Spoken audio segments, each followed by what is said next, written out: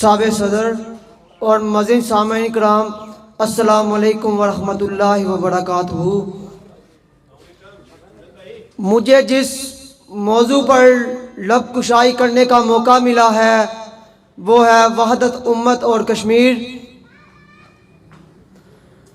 سنا ہے بہت سستا ہے خون وہاں کا، سنا ہے بہت سستا ہے خون وہاں کا، ایک بستی جسے لوگ کشمیر کہتے ہیں۔ لہو کٹے پٹے لاشیں، چھدے ہوئے جسم، زخمی آنکھیں، آؤ بکا، اور وہ بھی کلمہ حق کی صدا تھلے۔ اگر آپ نے دیکھنی ہو تو چلیے کشمیر چلیے، جہاں بچے، بوڑھے، جوان، مرد، زن بغیر کسی تفریق کے کاٹے جا رہے ہیں، صرف اس جرم کی پیدائش میں محمد عربی کے غلام ہیں اور ایک وحدہ لا شریک کے عبد ہیں۔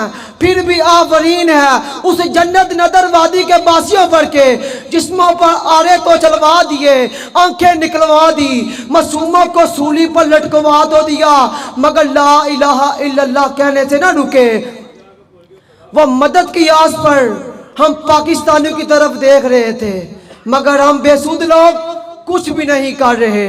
حکومت وقت کو کوئی تکلیف نہیں ہو رہی کہ مسلمان جو جزدے واحد ہیں وہ کٹ رہے ہیں، وہ مر رہے ہیں، ہمیں کوئی پرواہ نہیں، ہمیں کوئی دکھ نہیں۔ خدایا جاگو، کچھ تو کرو، کوئی تو ان کے لیے مدد کرو۔ دیار نور میں تیرا شبہ کا ساتھی ہوں، کوئی تو ہو جو میری وحشتوں کا ساتھی ہو، کوئی تو اٹھے ان کے لیے، وگرنہ کل قیامت والے دن نبی مکرم کا سامنا کیسے کرو گے؟ خالق کو کیا جواب دو گے؟ خون پھر خون ہے، بہتا ہے تو جم جاتا ہے، خون پھر خون ہے، بہتا ہے تو جم جاتا ہے، ظلم پھر ظلم ہے، بڑھتا ہے تو مٹ جاتا ہے۔ اس ظلم و جابر ہندو سے نجات پانے کا ایک ہی رستہ ہے اور وہ ہے امت مسلمہ کا اتحاد۔ کافر نے ایک خاص سازش کے تحت امت کا شرازہ بکھیر کر ہماری قیمت تنکوں سے کم کر دی، اور اگر ہم ذات پات رنگ و نسل سے بلاتر ہو کر جب مل بیٹھیں گے تو دنیا میں کسی اس امت کے کسی فرد کو ہمت نہ ہوگی۔